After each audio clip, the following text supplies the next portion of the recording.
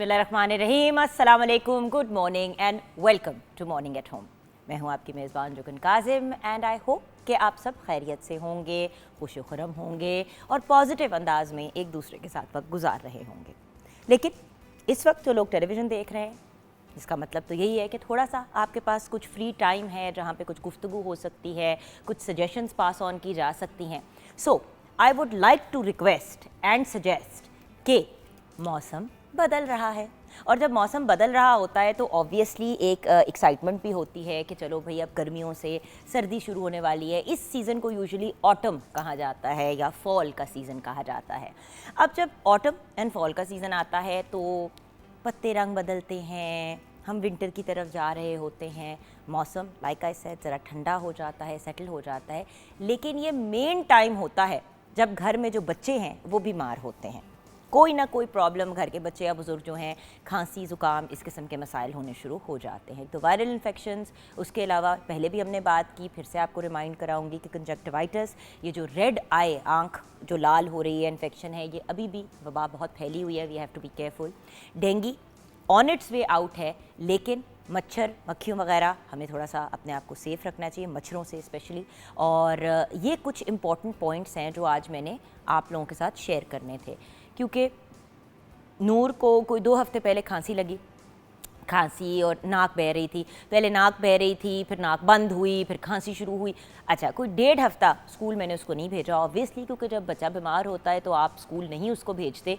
इसलिए नहीं क्योंकि बच्चा नहीं जाना चाहता, इसलिए क्योंकि जो दूसरे बच्चे स्कूल्स में होते हैं, स्कूल में साथ होते हैं, क्लास फेलोज़ होते हैं, वो फिर जो हैं वो इन्फेक्ट हो जाते हैं। तो एक तो ये रिक्वेस्ट है कि अगर आपका बच्चा बीमार है या घर में कोई भी फ़र्द बीमार है जिसका एक्सपोजर लोगों से होता है, या तो मास्क पहन के वो जाएँ, और अगर ज़्यादा सीरियस चीज़ है तो प्लीज़ घर पे ही रहें, दूसरे लोगों को एक्सपोज ना करें, उनको बीमार ना करें। ये एक आपसे रिक्वेस्ट है। इसके साथ जब उसकी खांसी ज़ुकाम वगैरह कल परसों कल कोई जाके सेटल हुई है, तो कल वो इंसिस्ट कर रही थी कि मैंने बाहर जाके ना, वो जो हमारा प्लास्टिक का स्विमिंग पूल होता है उसके अंदर वो स्विमिंग कर ले, खेल रहे भाई के साथ, तो मैंने मना कर दिया। अब ये एक बड़ी इंपॉर्टेंट चीज़ है, आजकल बच्चे चाहते हैं कि वो उसी तरह बाहर निकलें, गर्मियों में पानी से खेलें, दूसरी एक्टिविटीज़ करें जो ऑल थ्रू द समर करते आ रहे हैं, लेकिन अब गर्मियाँ नहीं हैं। आप सबसे रिक्वेस्ट है, स्पेशली शाम को और सुबह के वक्त। अब सुबह मैं अबाउट 5:45 मतलब नमाज़ वगैरह पढ़ के सब चीज़ें फ्री होकर 5:45 पे सुबह मैं वॉक पे अपने डॉग्स को लेके जाती हूँ। पहले 2 को लेके जाती हूँ, फिर 2 को लेके जाती हूँ, तो कोई 40-45 मिनट, तो 45 मिनट्स टू 50 मिनट्स की मेरी वॉक होती है अपने हस्बैंड के साथ। सुबह हम यही डिस्कस कर रहे थे कि बाकायदा मौसम ठंडा हो गया है, 20 से 22 डिग्रीज़ के बीच का लाहौर में एटलीस्ट सुबह के वक्त मौसम होता है। कराची में भी लोग ज़रा ठंडा मौसम एंजॉय कर रहे हैं ऑल ओवर पाकिस्तान। लेकिन उसके साथ साथ एहतियात करनी भी ज़रूरी है। ये ना हो कि हम मौसम एंजॉय करते करते अपने आप को इतना बीमार कर लें कि कोई सीरियस प्रॉब्लम हो जाए। इसके साथ जो घर के बुज़ुर्ग हैं स्पेशली, उनको निमोनिया से प्रोटेक्शन के शॉट्स प्लीज़ लगवा लें, क्योंकि अक्सर ऐसा होता है कि तबीयत ख़राब होती है और वो फिर एक सीरियस कंडीशन में कन्वर्ट हो जाती है बिकॉज़ हम उसका बर वक्त इलाज नहीं करवाते या हिफाजती टीके नहीं लगवाते। सो घर में जो 60 से बड़ी उम्र के लोग हैं, इवन 70 की एज ग्रुप के प्लस जो हैं, उनको प्लीज़ रिक्वेस्ट है कि निमोनिया का जो इंजेक्शन है प्रोटेक्शन का वो ज़रूर लगवाएं। एंड उसके साथ साथ फ्लू शॉट अवेलेबल है, पिछले 1.5-2 महीने से अवेलेबल है। अगर आप बीमार नहीं हैं, घर वाले बीमार नहीं हैं, कोई इन्फेक्शन वगैरह नहीं हुई भी, तो फ़ौरन प्लीज़ फ्लू शॉट लगवाएं। क्योंकि देखिए नॉर्मल नज़ला ज़ुकाम वगैरह तो होके ख़त्म हो जाता है, ये जो फ्लू एक्चुअली होता है ये बहुत एक प्रॉब्लमेटिक चीज़ होती है, टाइम भी लगता है ख़त्म होने में और तबीयत भी बहुत ख़राब होती है। सो रिक्वेस्ट है कि फ्लू शॉट भी लगवाएं और उसके साथ साथ जो घर में सीनियर्स हैं उनको जो है वो निमोनिया के इंजेक्शन भी लगवाएं। डेंगू की प्रोटेक्शन का पूरा ख्याल रखना है आपने, क्योंकि अभी भी like I keep saying dengue अभी भी प्रेवलेंट है और बहुत से केसेस जो हैं वो सामने आ रहे हैं। सो बी केयरफुल। एंड रेगुलर नज़ला ज़ुकाम वगैरह इस किस्म के मामलात में, आँखों में अगर इन्फेक्शन हुई हुई है, स्पेशली अगर बच्चों को हुई हुई है, तो आपको पता है बच्चे एक दूसरे की चीज़ों को उठाते हैं, चीज़ें करते हैं। अव्वल तो अगर ये इन्फेक्शन आँखों की हुई हुई है, हफ्ता 10 दिन आपने घर पे बैठना ही बैठना है जब तक ये इन्फेक्शन सेटल नहीं होती, वरना आप जिससे के साथ भी इन कांटेक्ट आएंगे आप उसको एक्सपोज करेंगे। सो प्लीज़ एहतियात करें। घर में भी अगर कोई बीमार है तो आइसोलेशन या कम अज़ कम फासले पे उनसे रहें। एंड एहतियात एहतियात एहतियात एहतियात, हम हमेशा कहते हैं prevention is better than the cure. So prevention को साथ लेके चले जाए। उसके साथ अब हमने किचन की तरफ बढ़ना है, तो 042992000648 पे आप कॉल कर सकते हैं। मॉर्निंग एट होम हमारा फेसबुक का पेज है। हमारी बहुत ही प्यारी और one of the first people जिनके साथ मैंने काम करना शुरू किया, शेफ़ मेहजबीन हमारे साथ हैं। अस्सलाम वालेकुम मेहजबीन। वालेकुम अस्सलाम, कैसी हैं जुगन? बिल्कुल ठीक मेहजबीन, क्या मज़े का आपने अपना शेफ़ सूट बनवाया है और मतलब नाम भी बड़ा खूबसूरत लग रहा है उसके ऊपर। एंड आई लाइक कि आपने साथ में पाकिस्तान का फ्लैग भी। बिल्कुल, पाकिस्तानी हूँ तो वो तो लाजमी है ना फिर। बिल्कुल, so looking very nice. Thank you so much. कैसी हैं, ठीक ठाक है? मैं बिल्कुल ठीक हूँ अल्हम्दुलिल्लाह। माशाल्लाह। एंड ये बताइए कि आज आप बनाने क्या जा रही हैं? जुगन, आज हम बनाएंगे राजस्थानी चिकन हांडी। राजस्थानी चिकन हांडी, ओके। और उसके साथ एज़ यूजुअल नान के साथ सर्व करेंगे। रायता सैलड मस्ट होगा। आपको पता है कि प्रोटीन हम लेंगे तो उसके साथ वेजिटेबल का भी पोर्शन लाजमी है, तो कंप्लीट मील है। तो रेसिपी फिर शेयर करते हैं। चलिए। राजस्थानी चिकन हांडी बनाने के लिए हमें चाहिए मुर्ग का गोश्त 1 किलो, दही 1 कप, प्याज 2 अदद, अदरक लहसुन का पेस्ट 2 चाय के चम्मच, हरी मिर्च 1 खाने का चम्मच, नमक हस्बे जायका, सफ़ेद मिर्च आधी चाय का चम्मच, इलायची पाउडर आधी चाय का चम्मच, बादाम का पाउडर 3 खाने के चम्मच, खोपरा 2 खाने के चम्मच, क्रीम आधा कप, तेल 1/4 कप। और इसको हम रायता, सलाद और नान के साथ सर्व करेंगे। बहुत आसान है। बोनलेस चिकन हम यूज़ कर रहे हैं। ऑयल में अच्छी तरह हम चिकन को फ्राई करेंगे। उसके बाद हम दही में लहसुन अदरक पेस्ट शामिल करेंगे, बादाम का पाउडर और कोकोनट का जो पाउडर है वो शामिल करेंगे, नमक और इसमें वाइट पेपर जो धकनी मिर्च है वो शामिल करेंगे और हरी मिर्चों की पेस्ट। इसमें हम लाल मिर्च का इस्तेमाल नहीं करेंगे क्योंकि इसका फिर कलर ख़राब हो जाएगा।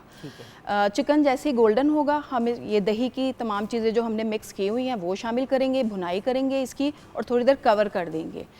दही का पानी खुश्क होगा तो हम इसमें गरम मसाला पाउडर शामिल करेंगे और उसके बाद क्रीम शामिल करेंगे और इसको हम सर्व कर देंगे।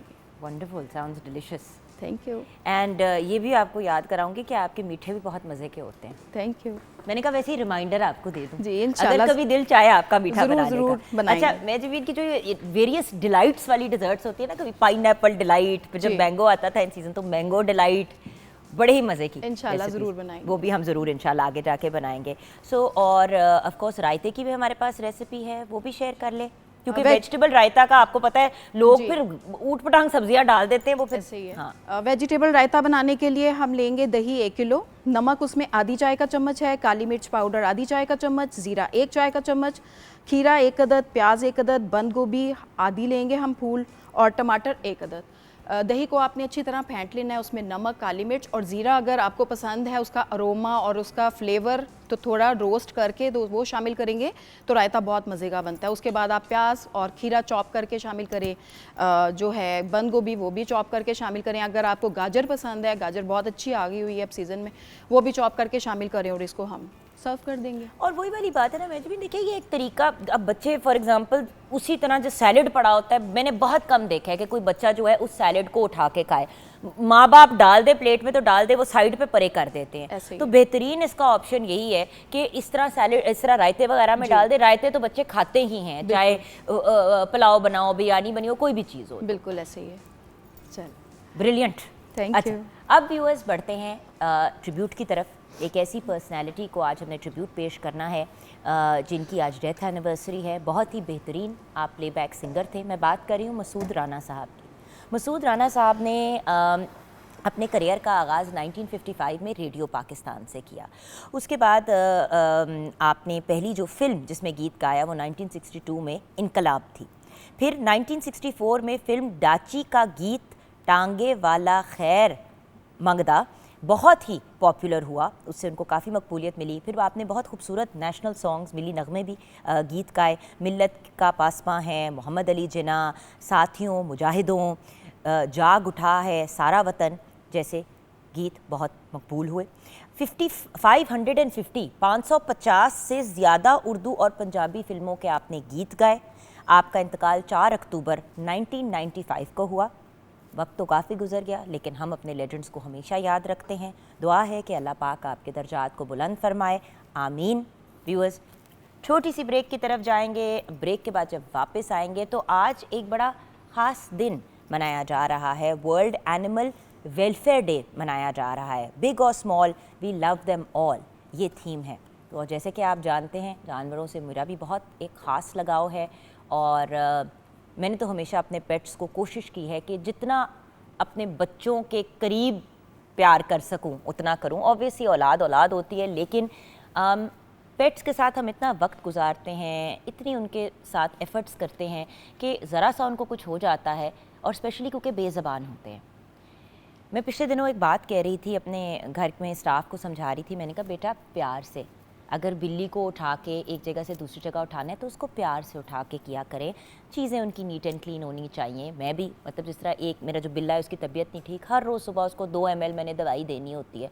पहले उसको पता होता है कि अब आ जाना है मैंने उसको पकड़ने के लिए, तो मैं उसको एक तो पूरा आधा घंटा उसको ढूंढती रहती हूँ घर में, फिर उसको पकड़ती हूँ, उसको देती हूँ उसकी वो दवाई। और मैं आपको एक बात बताऊँ, आप जब कैट्स एंड डॉग्स को दवाइयाँ देते हो तो वो काफ़ी स्क्रैच करते हैं, हाइपर हो जाते हैं, मतलब मेरे पूरे हाथ नीले पीले हो जाते हैं, लेकिन उसको मेडिसिन देनी है।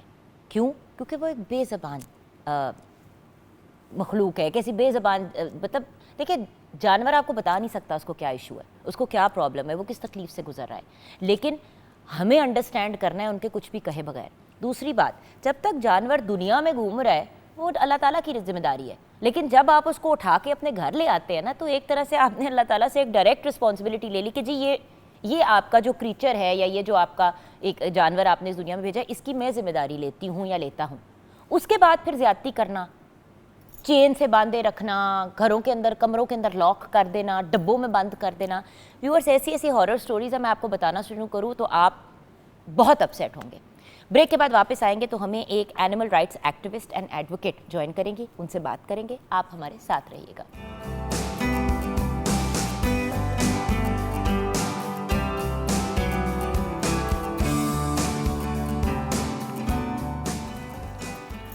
Welcome back from the break viewers.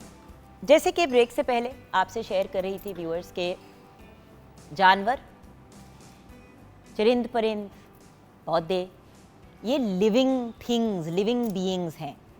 जब हम किसी जगह कंप्लेन करके कुत्तों को गोलियां मरवा देते हैं, या ख़ुद घर वाले जो हैं वो उनके साथ कोई ज़्यादती करते हैं, बच्चे जब बिल्लियों को कि दुमों को आग लगा रहे होते हैं, या कोई अगर खोता या डोंकी जो है वो गधा बंधा हुआ है कहीं पे तो उसको मार रहे हैं, उसको टॉर्चर कर रहे हैं। किसी ने घर में मुर्गियाँ रखी हुई हैं तो उनकी मुर्गियों को टॉर्चर बाहर के लोग आके कर रहे हैं।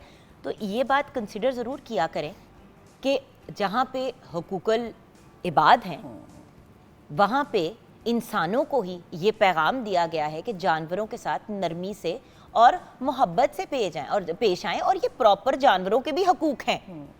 आप क्यों रखते हैं जानवर अगर आपने उनका ख्याल ही नहीं रखना? और अगर बाहर कोई जानवर घूम रहा है तो वो आपका क्या बिगाड़ है? देखिए, कोई डेंजरस जानवर हो मुझे समझ आती है, बिल्कुल समझ आती है। अगर कोई डॉग ऐसा है जो कुत्ता है बाहर और वो हर किसी को अटैक करता है या पढ़ता है, अव्वल तो सबसे पहले इस बात को सोचे कि वो बेचारा जानवर क्यों पढ़ रहा है। कोई भी जानवर बिला वजह अटैक नहीं करता, स्पेशली जो पालतू कैटेगरी के अंदर आते हैं जानवर, वो तो बेतुका अटैक करते ही नहीं है। और अगर खुदा न खास्ता कर भी रहा है तो उसको भी हैंडल करने का तरीका है, गोली मारना तरीका नहीं है। इंसान जब कुछ गलत काम करता है तो हम उसको गोली मार देते हैं। आई एम सॉरी व्यूअर्स, ये बड़ी मैं हार्श बातें कर रही हूँ, अगर किसी को बुरी लग रही हैं तो आई एम सॉरी, बट हमें अपने गिरबान में झांकना पड़ेगा।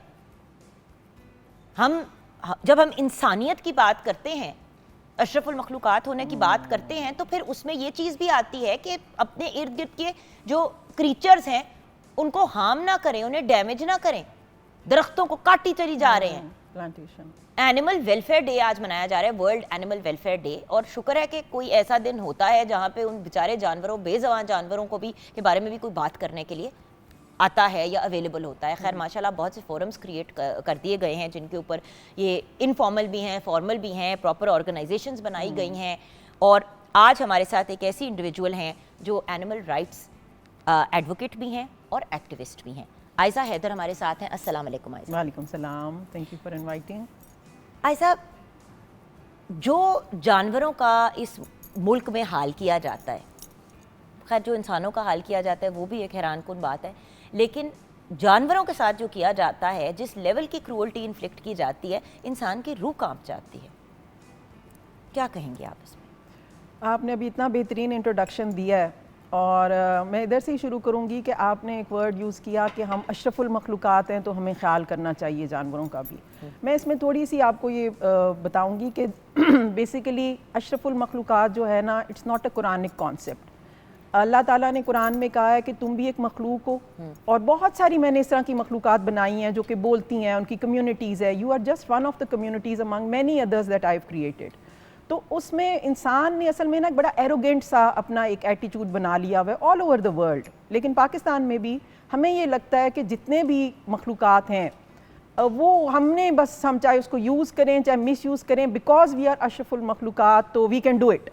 ये बड़ा एक गलत कॉन्सेप्ट हमारा बन गया हुआ है, और हमें ये रियलाइज़ करना चाहिए कि we are just one community among many others.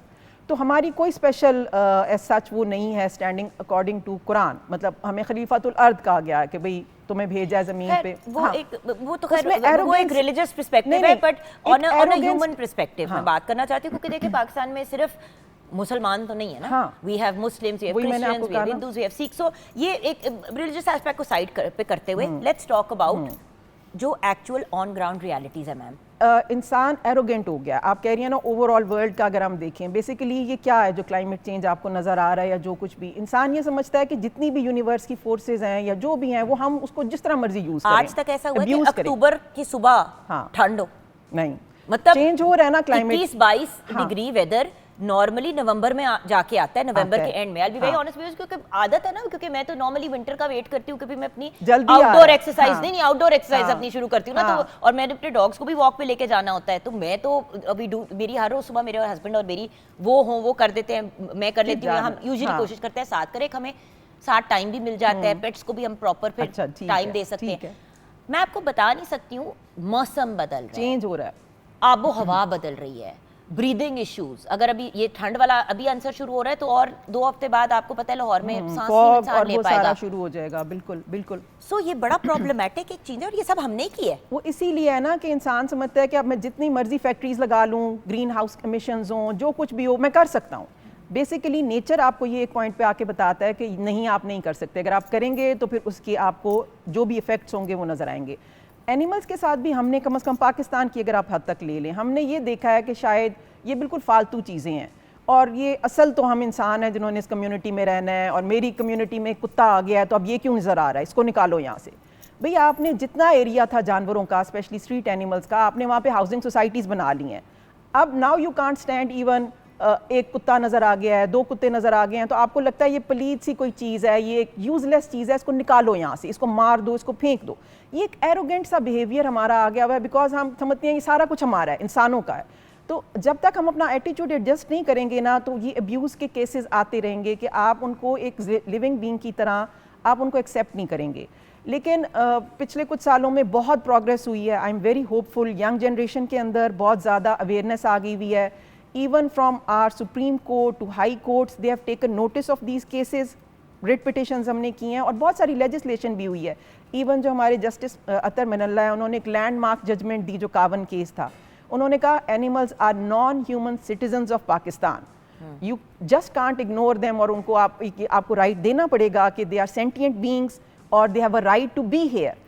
तो बेसिकली जब आप ग्राउंड वर्क तैयार कर लेते हैं, then you can build on welfare and everything. पहले तो आप राइट्स ही नहीं देते उनको। ऐसा जी आपका एक्चुअली काम बिल्कुल मुख्तलिफ है हेल्थ फिटनेस के पॉइंट ऑफ व्यू से। आप you are like a life coach, right? बिल्कुल। तो उससे इस तरफ कैसे आपकी डाइवर्जन हुई? क्योंकि मुझे पता है वो काम भी और ये काम भी आप साइड बाय साइड लेके चल रही हैं। नहीं, it's not a diversion, it's inclusion. Because नहीं देखिए ना, आप animal rights activist and advocate पैसे तो नहीं कमाता ना, नहीं, तो वो रोजी रोटी तो ना हुई। ये तो बेसिकली आपकी एक अंदर की, और आप इतना ही इसको टाइम देती हैं जितना आप अपनी रोजी रोटी को टाइम दे रही हैं। असल में जो मेरा अपना एक जो भी मैंने एक मैं कंसल्टेशंस करती हूँ, और उसमें मेरा जो एक आइडिया है ना वो ये है कि unless a person is physically and mentally, emotionally, socially and spiritually अगर आपकी वेलबींग है, तो then you can have a good life, यानी कि दिल, दिमाग, जिस्म, एग्जैक्टली रूह, हर चीज जिसको तो हम फिर होलिस्टिक अप्रोच कहते हैं। You feel contentment. सिर्फ ये नहीं कि आप शक्ल से अच्छे लग रहे हैं लेकिन आपकी आंखों में सैडनेस है, या आप बहुत ज्यादा फिर आपको अंडर एज ड्राइविंग के लिए भी रोका जाता है। तो उसमें फिर यह है कि social work is part of that. आप जब किसी दूसरे के लिए कोई बिला ज़रूरत बेलॉस कोई काम करते हैं, that gives you immense happiness and contentment. तो यू शुड डू एवरी, मतलब हर बंदे आपका का। रुझान कैसे हुआ इस तरफ? मेरा ये है इस कि तरफ जिस कैसे निकली? तरह we always keep pets in our houses, ठीक है ना, तो उसमें फिर ये था कि जब आप एक पेट को घर में रखते हैं, वो एक बेबी की तरह होता है, ठीक है ना, वो अपनी सारी नीड्स के लिए आप पे डिपेंडेंट है, उसको खिलाना है, पिलाना है, बीमार होगा तो वेट पे लेके जाना है, you have to take care of मतलब दैट पेट। भाई मैं ऐसे लोगों को जानती हूँ हाँ। जिन्होंने सालों से जानवर घरों में रखे हुए हैं अपने, और रखते रहते हाँ। हैं, लेकिन कभी वो अपने डॉग या कैट को वेट पे नहीं लेके गए, यानी कि जो वेटरी नहीं, अब तो मतलब बहुत ये इतने वेट्स डॉक्टर खुल पे गए तो हुए लेके हैं जाना कि- जरूरी होता है, जिस तरह हमारे फासली टीके होते हैं हाँ, उस तरह जानवरों के होते हैं। exactly। पाकिस्तान जैसे मुल्क के अंदर इतना ज़्यादा उसका डिस्टेम्पर का प्रॉब्लम है, हाँ। पार्वो बच्चों छोटे डॉग्स हाँ, और है, कैट्स को है। हो सकता है, ये बड़ी सीरियस बीमारियां हैं, तो इनको हिफाजती टीके भी लगाने हैं। नहीं, अगर अब ये तो बीमार है culture बहुत चेंज हुआ है, इसलिए कि पहले बड़ा डिग्रेडिंग सा समझा जाता था, जी ये डंगर डॉक्टर है, वेट्स को कहते थे। अब तो वेट्स इतना कमा रहे हैं माशाल्लाह कि you pay them a visit और आपकी पर्स काफ़ी हल्का होके वापस आता है। तो अब अवेयरनेस है एटलीस्ट पेट्स के लिए। लेकिन जो स्ट्रीट एनिमल्स थे, हमें ये लगता था, मेरी जो आप मोटिवेशन कह रही हैं ना, कि भाई घर में तो हम इतना ख्याल रखते हैं कि बेबीज़ की तरह आपकी कैट्स हैं या कोई आपने अगर कुत्ता रखा डॉग्स हुआ हैं, है, पैरेट्स होते हैं, वैसे लेकिन तो जो birds- सड़क पे है तो भूख तो उसको भी लग रही है, उस बीमारी तो उसको भी होगी, जख्मी वो भी हो सकता है, तो उसका कौन केयर करेगा? मतलब अगर वी जस्ट पास बाय के एक कुत्ते को हिट किसी ने कर लिया और वो जख्म से मतलब तड़प रहा है, तो कोई भी नहीं उसका करेगा ध्यान। बेसिकली तो स्टेट करती है, लेकिन इन दी एब्सेंस ऑफ स्टेट्स बहुत सारी फिर एनजीओज ने ये टेकअप किया कि भाई अगर कोई जख्मी जानवर है प्लीज़ हमें बताएं, वील कम एंड हेल्प। ऐसा जी, क्योंकि मैंने एक अरसा बाहर गुजारा है, मेरे बहुत से रिलेटिव्स, कोई अमेरिका में, कोई इधर उधर रहता है, तो इतना तो मैं ज़रूर कहूँगी कि नो डाउट स्टेट जिम्मेदारी लेता है, लेकिन इंडिविजुअल्स भी बहुत लेते हैं। जिम्मेदारी लेते हैं। जब किसी डॉग को या कैट को या किसी भी जानवर को ये लोग एनिमल शेल्टर में ले जाते हैं, तो वहाँ पे जाके सिटीजन ही है ना जो Adopt वहीं से करते जा से हैं, अडॉप्ट बिल्कुल, करते हैं। बिल्कुल हमारे foster यहाँ हमने डॉग जो है वो खरीदना, बना लिया, खरीद के लेना होता है। हमें ये होता है कि भाई उसकी नस्ल का पता हो, उसके बैकग्राउंड का पता हो, ये पता हो कि भाई वो पेडिग्रीड है कि नहीं है। बिल्कुल बिल्कुल। देखें, बात वहीं पे आ जाती है कि अल्टीमेटली जो स्ट्रीट डॉग्स एंड कैट्स हैं उनका क्या बनेगा? उनका क्या बनेगा? अगर उसको स्टेट उठा के रख भी लेता है किसी जगह पे, तो कितनी देर तक रख पाएंगे? देखें, अगर 100 उन्होंने कुत्ता एक जगह पे रखा है, उनके पास नहीं, वो फैसिलिटी 100 की है, फीजिबल नहीं, नॉट सस्टेनेबल। तो हम सब मिलके अपना एफर्ट करेंगे तो तभी कुछ बनेगा ना। उसमें मैं आपको बताती हूँ कि जो प्रोग्रेस हुई है ना with in a couple of years, वो ये है कि हाई कोर्ट ने नोटिस लिया हुआ था। हमने कहा था कि जी क्यों कुत्तों को मारते हैं, अंडर व्हाट लॉ आप क्यों करते हैं और क्यों मारते हैं? तो एक पता मैं छोटी होती थी, जहर वाला गोश्त फेंक देते वो थे। अभी भी करते हैं, कचला जिसको कहते हैं, और वो तड़प तड़प के होता क्या है कि मेरा बेच अपना रहे डॉग बेचारे। मरा था इसी तरह। मेरा पहला डॉग जो था, न्यू था, बॉय था, उसका नाम मैंने न्यू बॉय रखते, उसे हाँ। प्यार से हम न्यू ही बुलाते हाँ। थे। वो कोई मिक्स ही कोई ब्रीड था, बस अच्छा। उस तरह पपी का ही मुझे लेकिन मिला, प्यारा बाहर तो के लगता ही है बाहर ना। खेलता हाँ। कूदता हुआ, मतलब तो वो मैं हाँ। उठा के घर ले आई, छोटी सी थी मैं। I remember I was 9 years old, मैं 9 साल की थी और मैं घर आई हूँ और मैं बार बार पूछा न्यू ही का है, न्यू ही का है, न्यू ही का है। बड़ा अरसा बाद मुझे पता चला कि ही इज डाइड, और मैं 2 दिन मुझे 103 बुखार, मैं खुद मरने वाली हो गई। खैर जो भी हुआ, बात खत्म हो गई। बाद में मैंने अपनी अम्मी से पूछा, जब मैं 12-13 साल की हुई, मैंने कहा मामा व्हाट हैपेंड टू न्यूई? शी सेड बेटा जहर वाला गोश्त बाहर फेंकते थे, किसी ने फेंका, वो घर उसने के बेचारे अंदर आ ने गया, खा लिया, हाँ। वो घर के अंदर आ गया, उसने वो खा लिया। जब तक उसको वेट पे लेके पहुंचे उस तो वक्त तक he वो died खत्म हो चुका और he था। must have died a miserable death, इसलिए कि तड़प तड़प के ही मरते हैं, सिकनीन होता है, बड़ा ही पॉइजनस। बहरहाल अब we have put a stop to that, क्योंकि हाई कोर्ट में ये मुकदमा चला तो जस्टिस आयशा मलिक हैं जो एलिवेट हो गई हैं, सुप्रीम कोर्ट में भी नज़र आती हैं। उन्होंने सिंपली क्वेश्चन किया कि ये क्यों आप करते हैं? उन्होंने कहा जी हम पब्लिक वेलफेयर में करते हैं। तो उन्होंने कहा then you must have a policy, आप बगैर पॉलिसी के तो नहीं कर सकते विदाउट एनी लॉ के कुत्तों को मारते जा रहे हैं एंड एवरीथिंग। फिर जो उन्होंने पॉलिसी बनाई है गवर्नमेंट ऑफ पंजाब ने, वो ये है कि भाई कुत्तों को आप वैक्सीनेट करेंगे to get rid of rabies, क्योंकि by 2030 the world is going for zero rabies, मतलब 0 बाय 23 द स्लोगन कि कोई रेबीज़ का एक केस भी नहीं होगा पूरी दुनिया में। तो वो आप वैक्सीनेट करेंगे, फिर आप न्यूटर करेंगे मेल डॉग्स को, तो पॉपुलेशन नेचुरली स्लो हो जाएगी और थोड़े बच्चे होंगे तो फिर वो मैनेजेबल होंगे, उनको टैग करें लोगों में। बट यही तो प्रॉब्लम है ना, कोई भी जो स्पेशली सोसाइटीज वगैरह में बॉदर ही नहीं करता। नहीं, आप मार नहीं सकते तो फिर उनको ऑल्टरनेट की तरफ जाना पड़ेगा ना। आप कह रही हैं मार नहीं सकते ना, मैंने देखा है, वो मैंने तो कर रिसेंटली रहे भी थे, देखा है, वो मैंने 15 फोन कर दिया। हाँ, मैं इतनी अपसेट हुई, मैंने 15 फोन कर दिया। मैंने कहा मेरी बात सुने, ये एक डॉग तो सुनी उन्होंने जमीन पे बात? पड़ा हुआ है और हाँ। मतलब इसको गोली लगी हुई है, हाँ। यानी कि इसको किसी ने मारा है। हाँ। नहीं, वो आए थे, उन्होंने देखा, बट वही वाली बात है, उन्होंने कहा आपको राइट इदारे से कनेक्ट करना। अच्छा, अब आपको अपने ऑडियंस को ये इन्फॉर्मेशन देनी चाहिए। अभी रिसेंटली पंजाब पुलिस ने ओनरशिप ली है and they have started a centre in Lahore. ये है पुलिस एनिमल वेलफेयर शेल्टर के नाम से ना, किनार। और उन्होंने कहा कि कोई भी अब्यूज़ का केस होगा, कोई शूट करता है, कोई किसी को इंजर करता है, किसी भी एनिमल को, तो you have to report there. और फिर वो मुतल्लिका जो भी आपका एरिया का थाना होगा तो दे विल टेक एक्शन। पहले ये होता था सम कपल ऑफ इयर्स बैक, हम कोई कंप्लेन करते थे ना तो वो कहते थे जी यहाँ तो इंसानों का कुछ नहीं होता, आप जानवरों की कंप्लेन लेकर आ गई हैं, तो they were not bothered. Now police has taken ownership, तो आप कंप्लेन कर सकते हैं। और जो भी अब्यूज़र्स हैं, हम ये अवेयरनेस देना चाहते हैं कि they never stop at animal abuse. Once you are abusing animals तो फिर you will go for other people जो आपसे वीक हैं। कर सकते हैं तो फिर आप अगला स्टेप बच्चों से भी करेंगे, बच्चों के साथ भी, बुजुर्गों के साथ तो भी। You have to report and you have to strongly मतलब take steps to stop animal abuse wherever. आप देखें, आप उसको इग्नोर नहीं कर सकते कि भाई हो गया, कुत्ता था, क्या हुआ। नहीं, जिस बंदे ने किया है, next your child could be in danger because he is taking pleasure in hurting जो स्मॉल जो भी क्रीचर है। आज इस दफा की तो थीम भी हमारी यही है, एनिमल, चाहे जानवर बड़ा हो या छोटा हो, हम उन सबसे प्यार करते हैं। बिल्कुल। अच्छा, मैं एक मजे की आपको बताऊँ, कुछ हफ्ते पहले ना एक कछुआ जो है वो बिल्कुल हमारे घर के बाहर ना, मैं निकली वॉक के लिए डॉग्स को, वो बिल्कुल ना जैसे हिल ही नहीं रहा था। अच्छा, मुझे लगा कि इसकी तबीयत नहीं ठीक, व्हाटएवर, वेट के पास भेजा, वेट ने कहा ये डिहाइड्रेट हुआ हुआ है। मैंने कहा ठीक है, उसको खैर उसने कहा आप थोड़ा सा इसकी, अगर आप इसको केयर कर सकते हैं तो केयर करके फिर इसको वापस रिलीज कर दीजिएगा।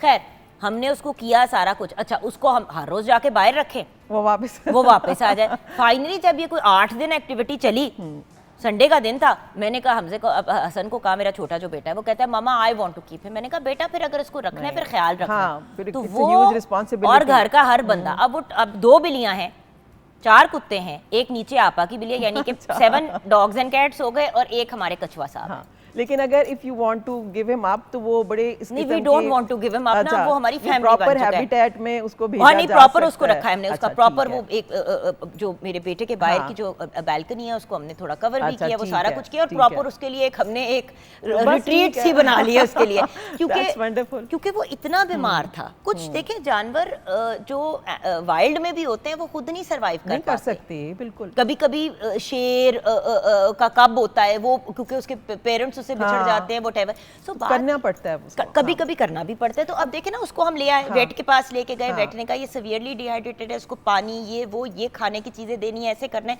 एक एक चीज को फिर। और देखिए जिम्मेदारी लेनी है तो फिर पूरी ले, बिल्कुल हाफ हार्टेड, और एंड तक जिम्मेदारी को लेके जाए, because he is becoming a family member. आप उसको ये नहीं कर सकते भी थोड़ा सा खेला है, दिल भर गया तो उठा के बाहर फेंक दें। इज नॉट अ टॉय, मतलब वो एक फैमिली मेंबर के तौर पे रहेगा जितना भी उसकी जिंदगी है।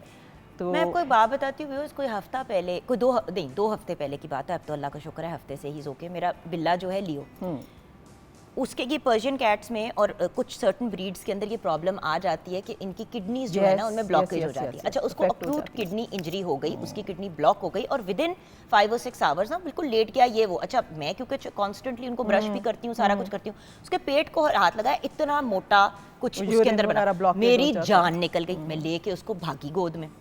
अच्छा, डॉक्टर के पास पहुंची, उसने कहा जी इसको एक्यूट किडनी इंजरी है, उसका टेस्ट वेस्ट कराया। लॉन्ग स्टोरी शॉर्ट, वेट ने मुझे ये ऑप्शन दिया कि देखें हो सकता है कि ये गुर्दे का पेशेंट रहे सारी जिंदगी, तो बहुत से लोग जो हैं ऐसे केस में सुला देते हैं। मैंने कहा डॉक्टर साहब क्यों? कहते हैं क्योंकि देखे ना खर्चा, ये वो व्हाटएवर।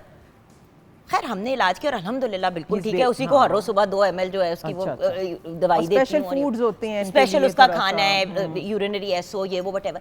बात ये है कि व्यूअर्स, ये जिम्मेदारी सिर्फ ये नहीं है कि रखा और बच्चों ने खेला और एंजॉय किया। इट्स अ फैमिली मेंबर, तो फिर आपको पूरी जिम्मेदारी लेनी पड़ती है। मैडम, आपको मैं बता नहीं सकती हॉरर स्टोरीज, जानने वालों ने घर में इतने से बॉक्स के अंदर, जिसके अंदर आप किटन को लेके जाते हैं वेट के पास, ज्यादा से ज्यादा छोटे पपी को, उसमें 2 डॉग्स घुसाए नहीं हुए थे, तुन्ने हुए थे। मुझे आवाज आई डॉग्स की, मैं बेसमेंट में भाग, नहीं 8 साल पुरानी बात है, मैंने वो डब्बा खोला तो वो दो निकले बाहर, अच्छा एक तो बुरा ही हाल, खैर वो दोनों को मैं ले बहुत गई, ज्यादती पूछा लोगों से, किसी ने कहा कि हम इनको दोनों को अडॉप्ट करा लेते हैं, ये वो, फीमेल की तो डेथ हो गई, वो इतनी बीमार और Depress उसका हो इतना बुरा जाती हाल हैं, था, और वो depress हो ट्रॉम, और जाती वो हैं। जो मेल डॉग है उसको कोई 2 साल लगे नॉर्मलाइज होने में, क्योंकि वो इतने ट्रॉमे में था। सो बात ये कि व्यूअर्स जानवरों के साथ ज्यादती करनी छोड़ दें, और अगर कहीं होते हुए देखें तो उसको रिपोर्ट करें। बिल्कुल बिल्कुल। क्योंकि बात यह कि अगर आप बॉदर हो रहे हैं, आपके इर्द गिर्द मतलब स्ट्रीट डॉग्स बहुत ज्यादा हैं, आपको अपने बच्चों की सिक्योरिटी की टेंशन है, मैं भी माँ हूं, मुझे भी होती है, तो उसके आप स्टेप्स ले सकते हैं, आप रिपोर्ट कर सकते हैं। और प्लीज गन्स और टॉर्चर और तो अलाउड मारना, ही नहीं है, इट्स नॉट लीगल नाउ। तो मैम आपका मैसेज जल्दी से हमारे व्यूअर्स के लिए। मैसेज यही है कि देखें, ये पूरी जो ज़िंदगी हमारी छोटी सी अल्लाह ने दी हुई है, हमने इसको बाकी लोगों के साथ, बाकी क्रीचर्स के साथ को एग्जिस्ट करना है। ये हमारा सोल राइट नहीं है कि बस हम इंसान हैं तो अब हम जो मर्जी करते रहें। जो भी आपके इर्द गिर्द मखलूक़ात हैं, they are part of this ecosystem, तो आपने उनको वही केयर और मोहब्बत और इज़्ज़त देनी है जो उनका एक राइट है। They have a right to be here. तो बस यही है कि आप जो है जितना कोई हेल्प कर सकते हैं तो बहुत अच्छा, लेकिन एटलीस्ट जुल्म ना करें किसी भी जानवर बेजान के ऊपर, तो बेज़बान के ऊपर। और बस यही मैसेज है मेरा। Thank you so much ma'am, bless you. welcome. Viewers, आज दुनिया में वर्ल्ड एनिमल वेलफेयर डे मनाया जा रहा है। बड़े हों या छोटे हों, हम उन सब से प्यार करते हैं और हमें सब जानवरों से प्यार करना चाहिए। याद रखिएगा व्यूअर्स, बच्चे भी जो बड़े होते हैं जानवरों से प्यार करते हुए, पेट्स के साथ, उनकी बहुत सी मेंटल एंड इमोशनल स्किल्स जो हैं बड़ी खूबसूरती से डेवलप होती हैं। काश वक्त ज़्यादा होता, लेकिन यहाँ पे हमने अपने सेगमेंट को क्लोज करना है। छोटी सी ब्रेक के बाद वापस।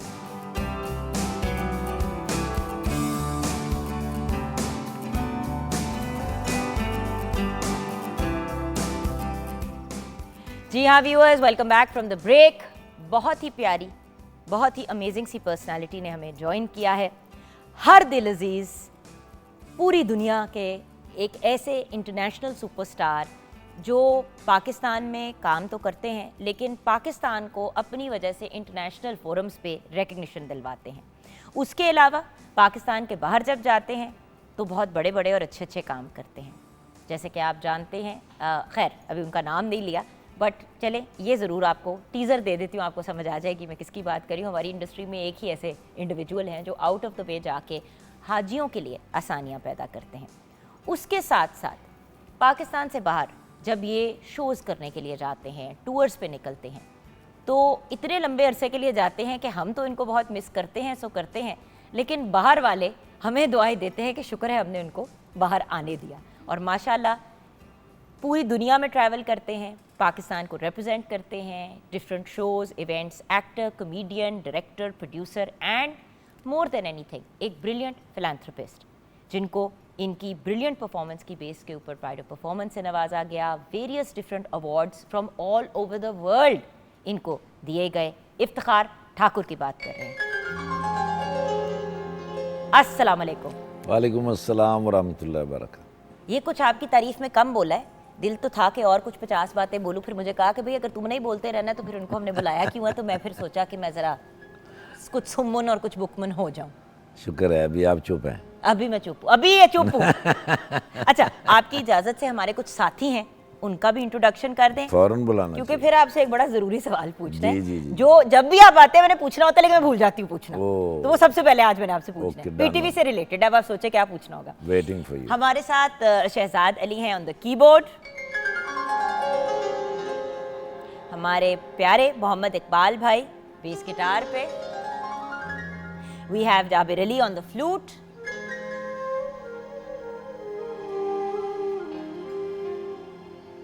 क्या बात है, वैसी ही बारीक सी आवाज़ जैसे बारीक से भाई हमारे पास बैठे हैं। And then we have Shahid Ali on the tabla, अस्सलाम वालेकुम। और जग्गू दादा नहीं, जग्गू खान हमारे साथ है ढोलक पे, अस्सलाम वालेकुम। हमारे वो प्यारे भाई जिनके बगैर हमारा कोई भी म्यूजिक से रिलेटेड प्रोग्राम हो तो ना भी हो म्यूजिक से रिलेटेड, अगर ना बैठे हो तो बेरौनकी सी होती है। ओहो, आंखें इतनी खूबसूरत हैं। मैं तुझे कभी देखिया नहीं? मैं अब इनकी आंखों में क्यों देखूं, मैं अपने मियाँ की आंखों में देखूंगी, अपने भाइयों की आंखों में देखूंगी। ओहो, चुनियां जियां करके बैठे होंगे ना, तां नहीं पता लगता, हाय। वरना तो मैंने देखी हुई आंखें ऐसे लाइट ब्राउन से, इनके जो बॉल है ना जी, बड़े प्यारे हैं, बड़े खूबसूरत हैं, वैसे भी बड़े प्यारे मुलायम आदमी। जग्गू दादा जग्गू दादा। जग्गू दादा, हाँ। जग्गू खान का नाम वैसे जग्गू दादा ही होना चाहिए, हम दोनों भाई बहन जग्गू दादा। अच्छा, तो ये बताइए मुझे कि ठाकुर साहब, सर पीटीवी पे आपने बहुत काम किया है, अभी भी कर रहे हैं, वैसे भी करते हैं रहे हैं एक अरसे से। पीटीवी पे सबसे पहली काम कब किया, एक बात। दूसरी बात, कौन सा प्रोजेक्ट था, को स्टार साथ कौन थे, एंड तनख्वाह पैसे कितने मिले? मैं दुनिया में कहीं भी हूँ, पाकिस्तान टेलीविज़न के साथ मैं हमेशा मुंसलिक रहता हूँ, बिल्कुल। इसलिए कि भाई मेरी तो नानी अम्मा का घर है पीटीवी।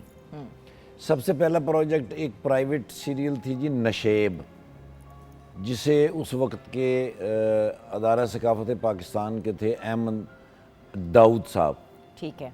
जो प्रेसिडेंट साहब के जो थे वो स्पीच राइटर भी थे, वो भुट्टो साहब के भी स्पीच राइटर थे। ओके। अहमद दाऊद साहब उन्होंने लिखा था, ज़ेड जुल्फ़ी साहब जो थे उन्होंने उसको डायरेक्ट किया था और अरेंज किया था, और वो प्राइवेट सीरियल थी। उसमें मेरे साथ ताहिर सिद्दीकी साहब, अरशद बिनाज साहब, असलम राना साहब, उसमें मैंने बाबा दीनू का रोल किया था। यानी पहली दफ़ा ज़िंदगी में स्क्रीन के सामने, कैमरे के सामने मैं जब आया हूँ तो 75 साल के बाबे का रोल कर रहा था। उस वक्त उम्र क्या थी? आज से 35 साल पीछे ले जाएं, 4-5 साल के थे। अल्लाह रहम करे। उस वक्त भी 25 साल का था मैं, 25-30 साल का उधर उस वक्त हो भी ही था। नहीं सकता। जॉब करके आया था कराची में से, मैं ट्रांसफ़र होकर इस्लामाबाद तक जॉब करता था।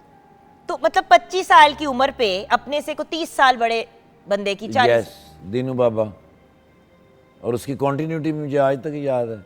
क्या? वो बाबा दीनू जी, लोगों में कहते हैं हाँ जी, हाँ जी, ये कंटिन्यूटी। हाँ जी, हैं जी, हाँ जी, हाँ जी, दोनों हाँ बातें। जी, हैं हाँ जी। जी।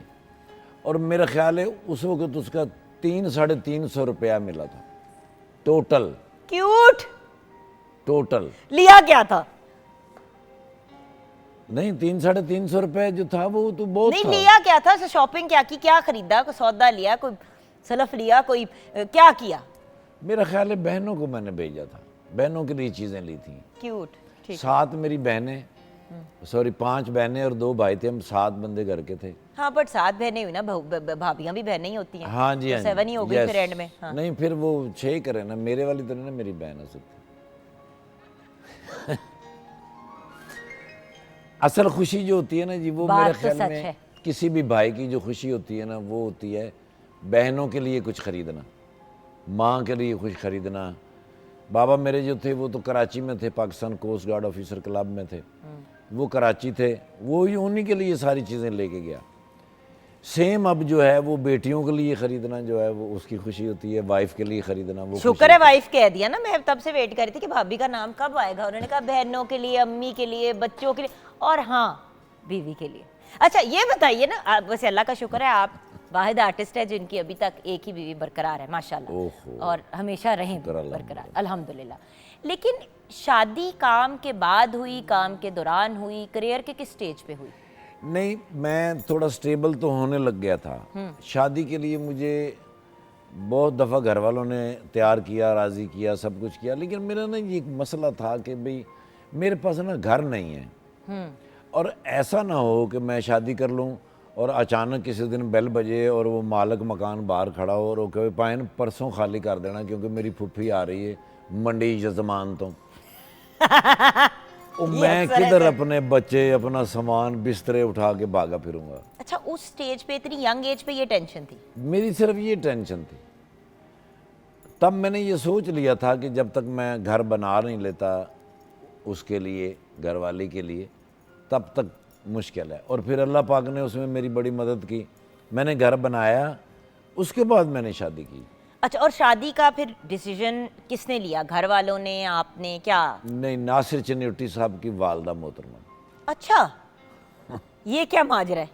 आपके साथ बहुत से माजरे हो जाते हैं, अभी और भी कुछ माजरे मैंने लिखे हुए हैं जो हमें उड़ती उड़ती खबरें आई हैं। एक डैनियल भी था।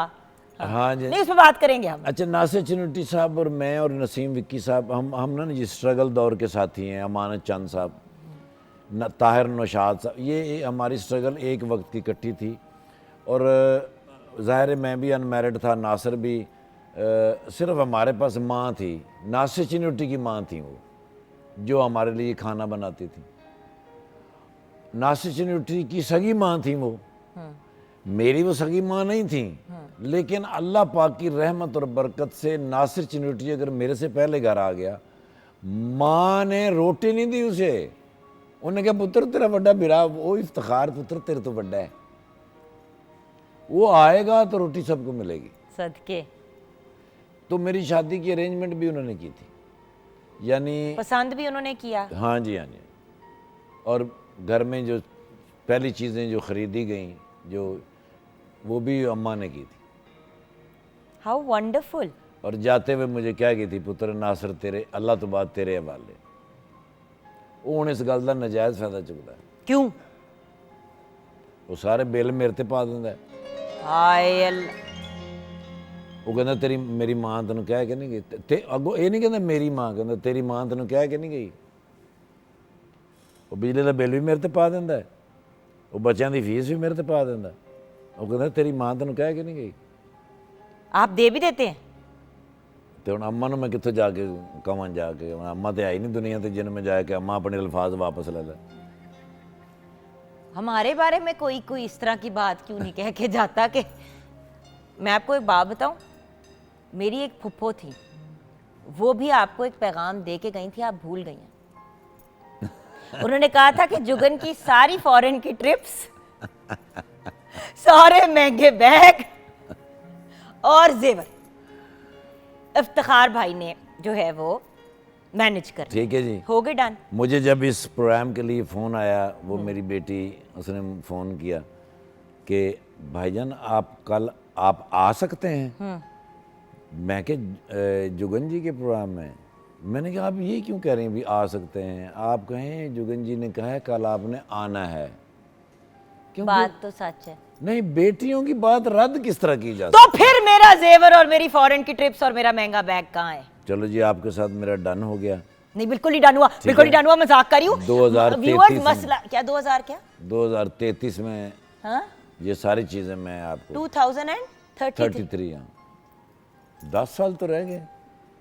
मैं ना रही 10 साल बाद तो। अल्लाह रहम करे, कुछ और ना रहे ना रहे। अच्छा, ये 10 साल का क्या हिसाब है? ये 10 साल का क्या हिसाब है? 10 साल बाद क्यों बरकत होती है ना, कमेटी डाल रहे हैं आप जो 10 साल बाद निकलेगी? भाई पाकिस्तान टेलीविजन जो है ये कायम रहेगा और आप इस टेलीविजन पे हो सकता है जीएम।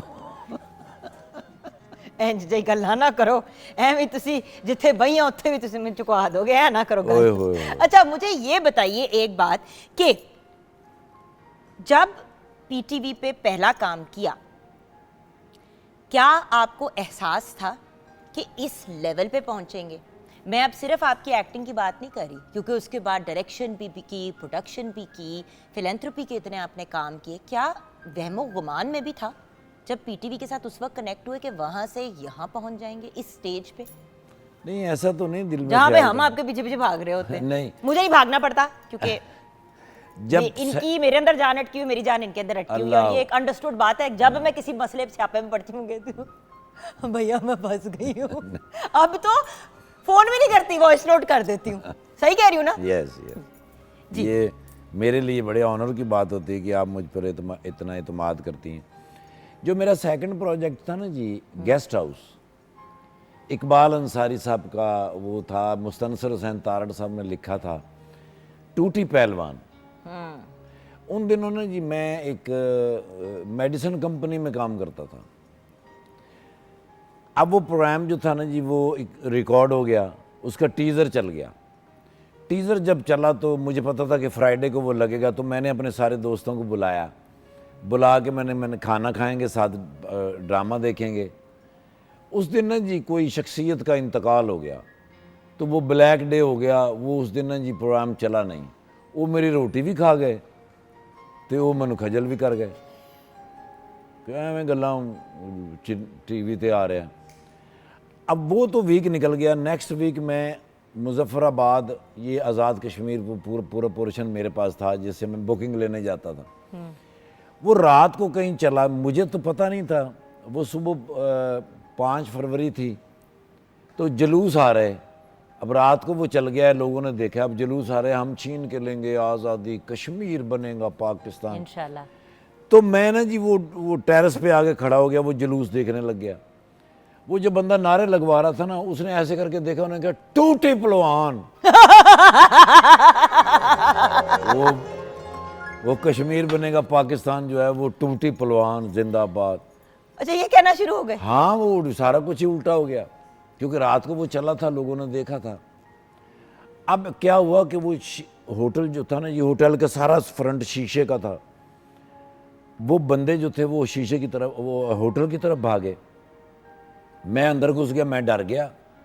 तो डीएसपी साहब आए ऊपर, उन्होंने मुझे बाहर निकाला। उन्होंने कहा डरने की ज़रूरत नहीं है, वो आपका प्रोग्राम चला है, वो उन्होंने देखा है।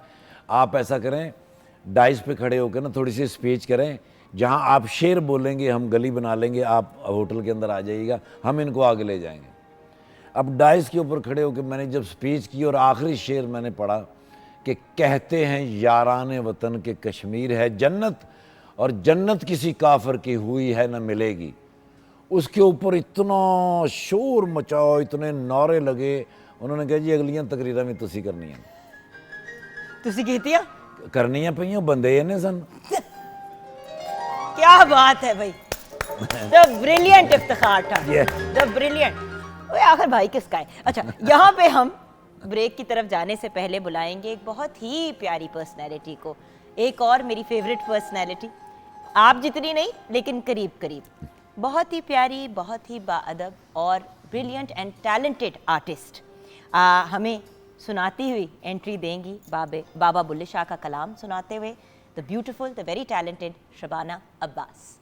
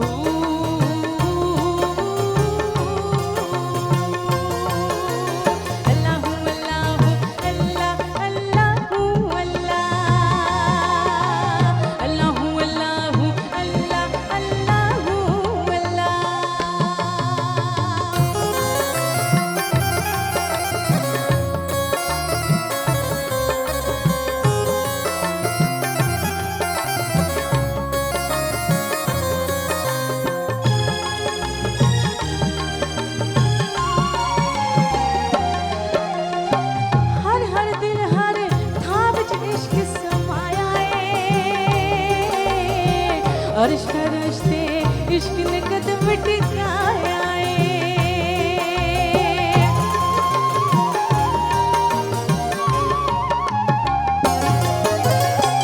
हर हर दिल हर था बिच इश्क समाया अर्श रश्ते इश्क ने कदम टिकाया बातिल नुल हक सदावा इश्क दिया ओखे पेंडे लमिया ने रावा इश्क दिया ओखे पेंडे लमिया ने रावा इश्क दिया ओ अल्लाह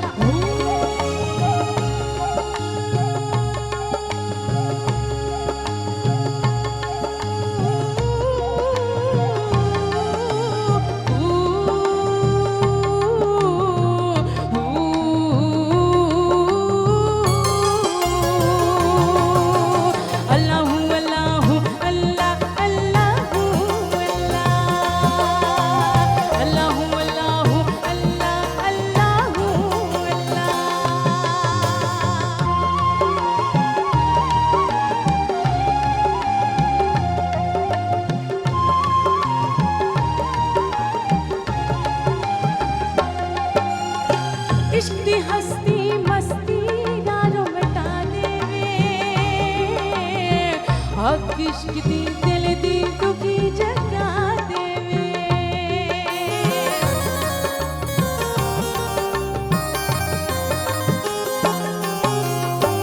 इश्क दी हस्ती मस्ती यारो मटा देवे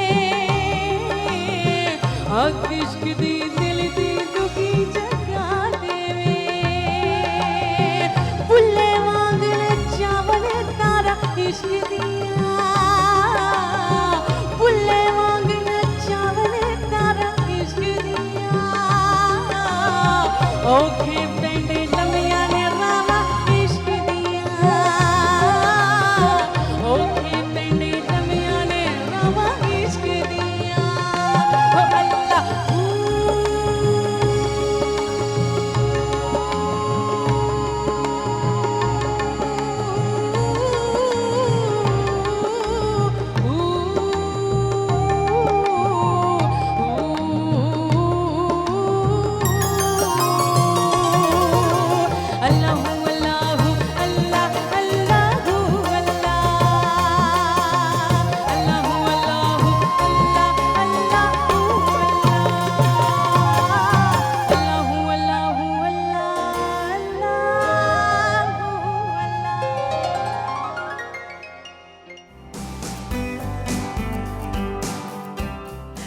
जी बहुत ही टैलेंटेड शबाना से हम बहुत ही खूबसूरत सूफियाना कलाम सुनते हुए ब्रेक में गए। बहुत शुक्रिया। अस्सलाम वालेकुम। वालेकुम अस्सलाम। कैसी हैं आप? मैं बिल्कुल ठीक हूँ। ठाकुर साहब तो वैसे ही हमेशा ठीक होते हैं, आपको अल्हम्दुलिल्लाह। बताइए। अल्लाह का शुक्र है। जी, जी। ना ठीक हो तो फिर हम सारे खराब हो जाते हैं।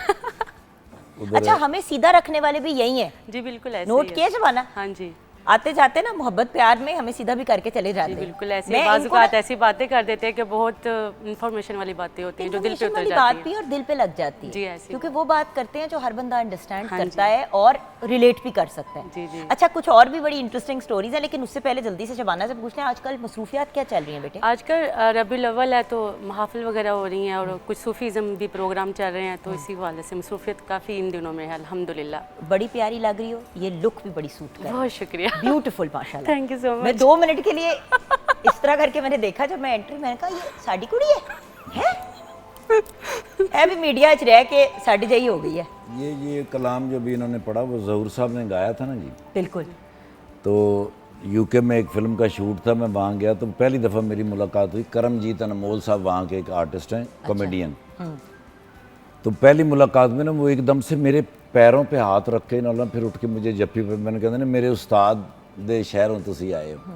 मैं क्या तुहाडे किहड़े उस्ताद ने? उन्होंने कहा ज़हूर साहब। क्या बात है। ज़बरदस्त माशाल्लाह। उन्होंने ये कलाम जो है ना जी, उन्होंने फिर अपने उसमें लिखवा के लैंग्वेज में उन्होंने भी गाया हुआ। वाह ज़बरदस्त, यही होती है। जब रब ताला की और रब ताला से रिलेटेड कामों की बात कर रहे हैं तो आपके जो काम हैं उनका कोई जवाब ही नहीं है। वो इतने खूबसूरत और अनमोल काम हैं। आप हाजियों की जाके हेल्प करते हैं, सपोर्ट करते हैं, लोगों को यहाँ से लेके भी जाते हैं और वहाँ पे भी आपका एक एहतमाम होता है। वो हम बड़ी दफ़ा बात कर चुके हैं। कुछ नए वाक़यात रूनुमा हुए हैं जो हमें पता चले हैं, क्योंकि ये तो बताते नहीं हैं। हम अगर शबाना कहीं से बात पता कर लें या किसी ने कुछ कह दिया या गलती से इनके मुंह से कहीं बात निकल गई तो हम वो पकड़ लेते हैं, क्योंकि जब इन चीज़ों की बात करने की करें ना तो ये कहते हैं कि भाई ये वाले कामों की बात ना करें, लेकिन कभी बड़े इंटरेस्टिंग और मज़े के वाक़यात भी होते हैं। बड़े। अच्छा, एक कुछ इंसुलिन की कहानी है अरफात के मैदान में, जी जी जी। को याद आया? हाँ जी हाँ जी हाँ जी। ये हाजियों के पास ना जी जो शुगर के मरीज़ होते हैं उनके पास इंसुलिन होती है और इंसुलिन को ना जी ठंडा रखना पड़ता है। उनके पास होते हैं वो जो जिसके ऊपर बर्फ़ डाल के और उसमें इंजेक्शन रखते हैं ना जी। हाँ जी, वो बर्फ के 2 होते हैं। Yes. वो आइस बॉक्स की छोटी बहन आइस होती है। बॉक्स आइस बैग होता है। Yes yes. हम ना जी एयर टाइट जो आइस होती है ना जी, वो क्यूब से बने होते हैं। वो शॉपरों के अंदर उन्होंने एयर टाइट किए होते हैं। वो ना जी हम वहाँ से ले लेते हैं और मिना अरफात और मुजल्फ़ा के अंदर ना जी वो पेटियों में डाल के ना कंधों पे रख के तो खैमों में चले जाते हैं कि अगर किसी के पास इंसुलिन है तो वो ये बर्फ़ ले ले ताकि वो सेफ़ रहे। अच्छा, अब वो चलते रहते हैं अच्छा, चलते एक रहते हैं। मिनट, ये ख्याल कैसे आया? क्योंकि देखें ना, उस वक्त लोगों को मेनली यही होता है कि भाई खाना लोगों को प्रोवाइड कर दें या लोगों को गाइड कर दें या पानी पिला दें या अगर कोई खो गया तो उनको उनकी जगह पे पहुंचा दें जिधर भी उन्होंने जाना है। इंसुलिन दवाइयाँ, यहाँ पे दिमाग कैसे गया? वो जो हमारे उस्ताद है ना जी, है बहुत अच्छा काम, पॉजिटिव है, लेकिन आया कहाँ से आइडिया कहाँ से आया? जवाद वसीम साहब का प्रॉब्लम है ना ये। अच्छा, तो वो जब परेशान हुए एक दफ़ा वहाँ पर, तो फिर ज़हन में आया कि यार ये परेशान हो रहे थे, और लोग भी होते होंगे। बिल्कुल बिल्कुल। बहुत सारे लोगों को इंसुलिन जा रही, तो एक खैमे के अंदर ना जी सिर्फ एक खातून उठी, क्योंकि वो गुस्से हम पूछते हैं ना जी कि अगर किसी के पास इंसुलिन है तो भाई वो बर्फ़ ले ले ताकि उसकी इंसुलिन महफूज रहे। तो पूरे खैमे में एक खातून ने हाथ खड़ा किया। वो खातून मेरी तरफ आई, अब वो ऐसे मैं उसमें डाल रहा हूँ, वो बजाय इसको ना वो मेरे चेहरे की तरफ देख रही। मैंने कहा माँ जी बहुत शुक्रिया, दुआ करते रहिएगा। मैंने कहा नहीं, किड्डी खुश नसीब होएगी तेरी माँ। मैं कहा जी किधर है तुम्हारी अम्मा? मैं कहा जी वो अल्लाह के पास चली गई हैं। उन्होंने कहा बेटे सब ने जाना है अल्लाह के पास, जिस दिन मैं अल्लाह के पास जाऊंगी ना, मैं तेरी माँ को ज़रूर मिलूंगी और मैं उसे बताऊंगी कि जब मुझे वहाँ से बर्फ़ नहीं मिल रही थी, मेरी इंसुलिन ख़राब हो रही थी, तुम्हारे बेटे ने मुझे वहाँ दी थी।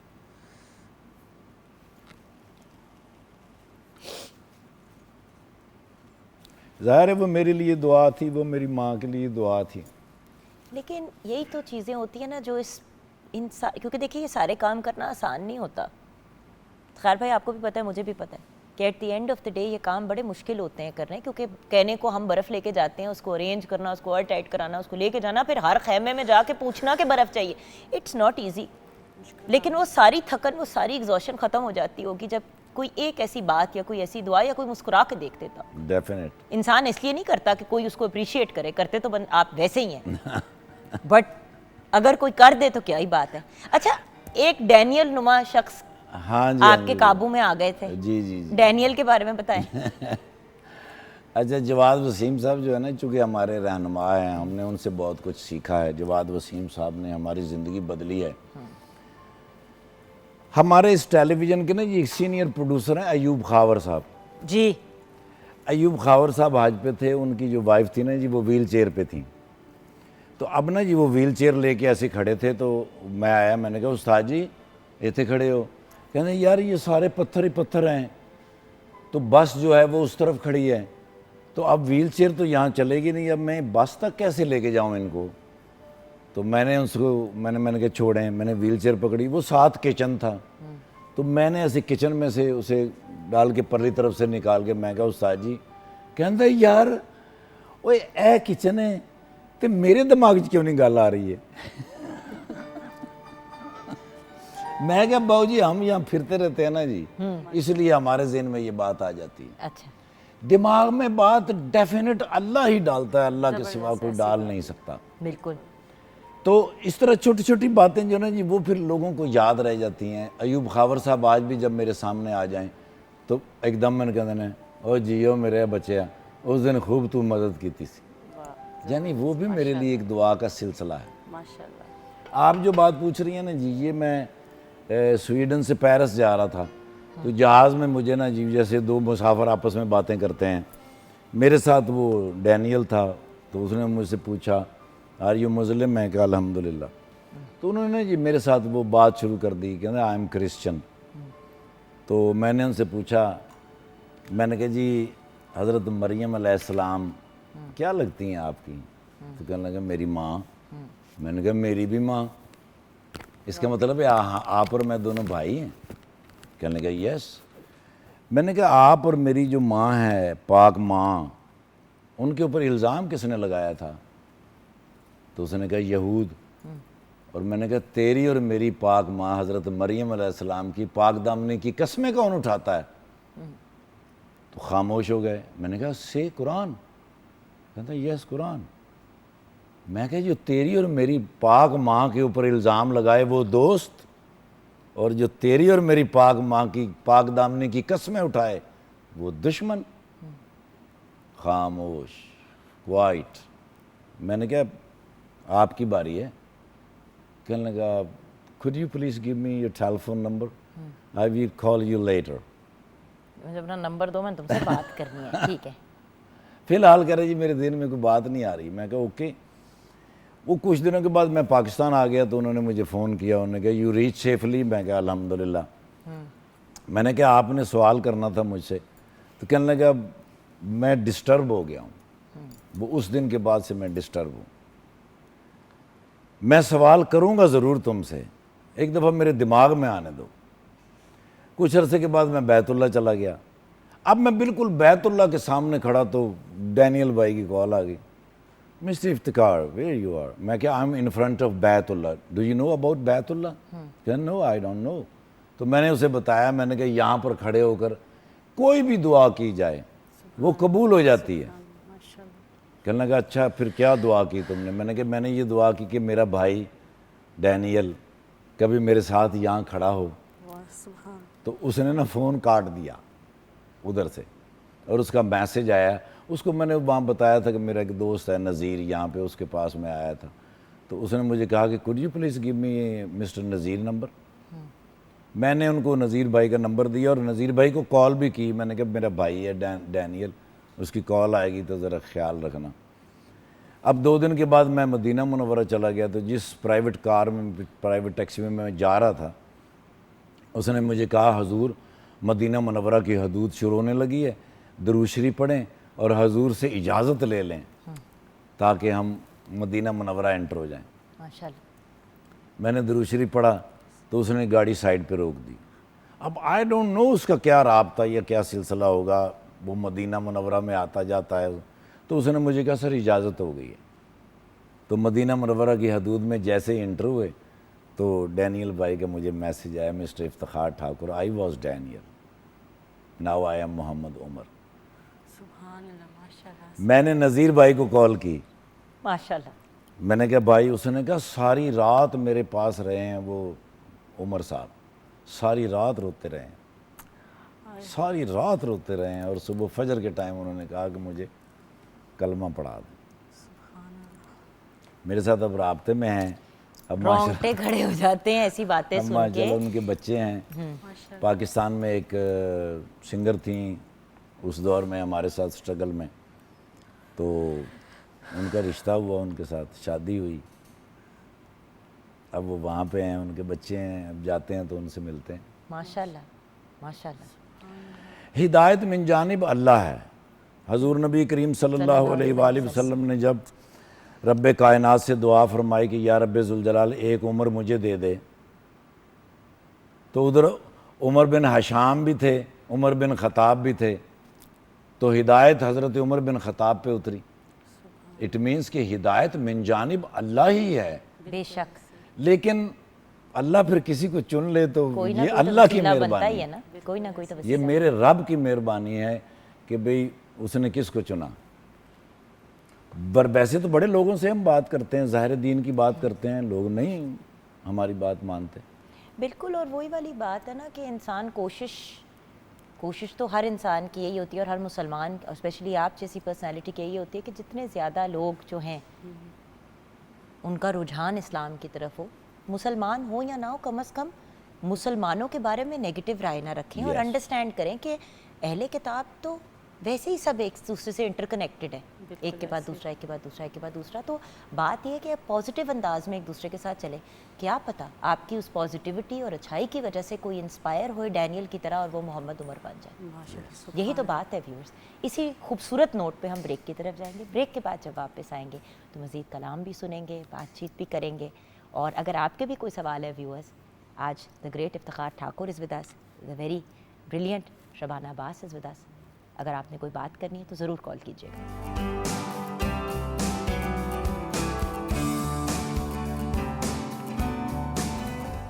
Welcome back from the break viewers. आइए अब किचन में नज़र डालते हैं, जहाँ पे बड़ी प्यारी सी हमारी शेफ़ मेजबीन मौज़म हमारा वेट कर रही हैं।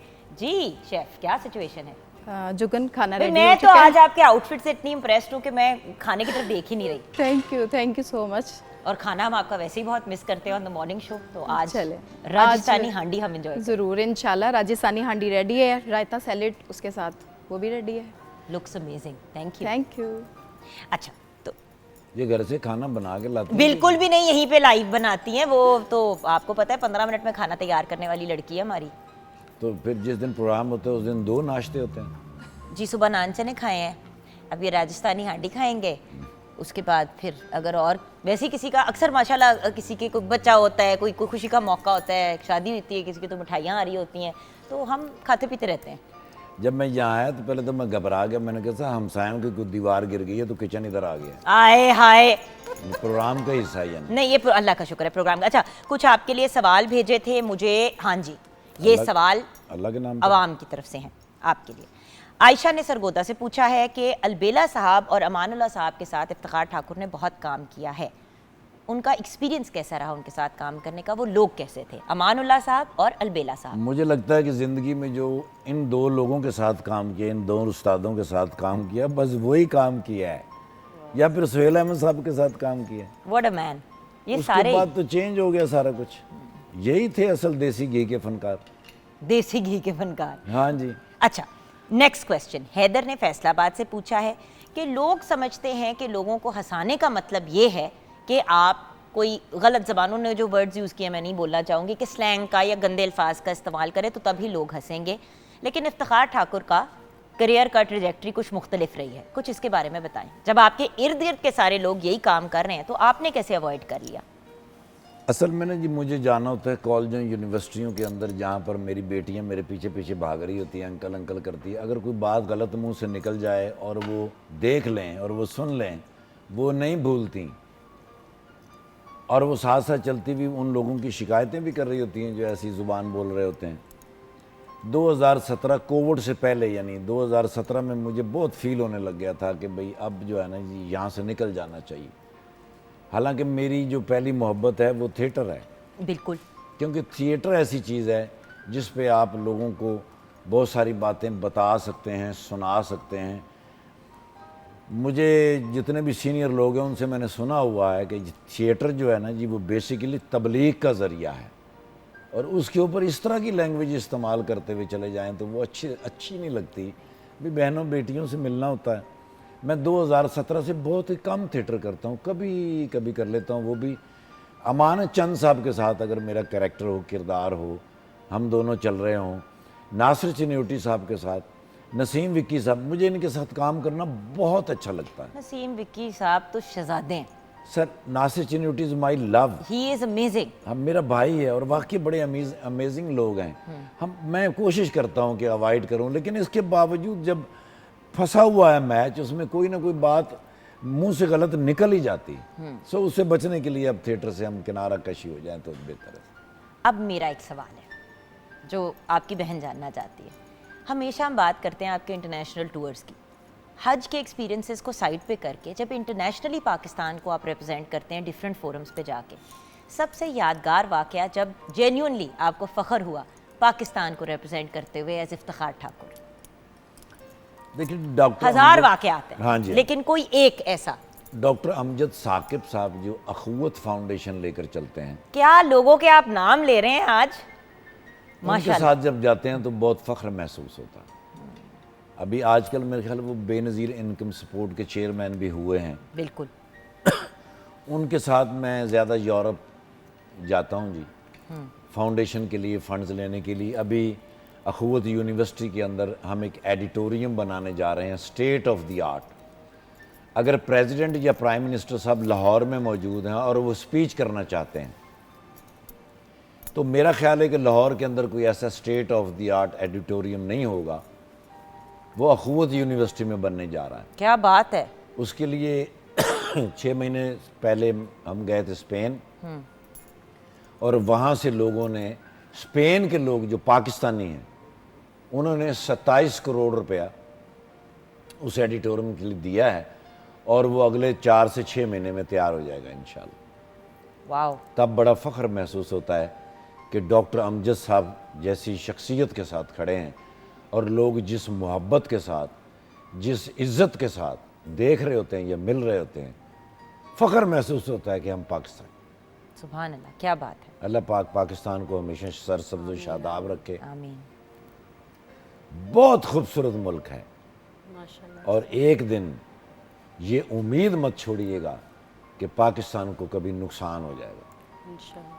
ये आने वाले वक्त में दुनिया में बड़े बड़े मुल्कों के दरमियान सुपर पावर होगा सुपर इंशाल्लाह। पावर खड़ा होगा इंशाल्लाह। यहाँ पे वो चीज़ जो आपने 2 लम्हे पहले कही कि थिएटर आपने छोड़ दिया, तो ये बता दें जाते जाते कि थिएटर के रिवाइवल के लिए हम क्या कर सकते हैं? क्योंकि देखें यंग लोग भी बहुत से, देखें मैं भी थिएटर करके आ गया यूँ, एक मुख्तलिफ थिएटर था, it was not comedy, but Alhamra में हम अंग्रेज़ी के प्लेज़ करते थे, तो अक्सर लोग जब मुझे कहते हैं तुम्हारी आवाज़ की थ्रो बहुत अच्छी है या मतलब टोन वटेवर, तो ये सारी चीज़ें, डायफ्राम से बात करना, ये सब कुछ हमने उस दौरान सीखा।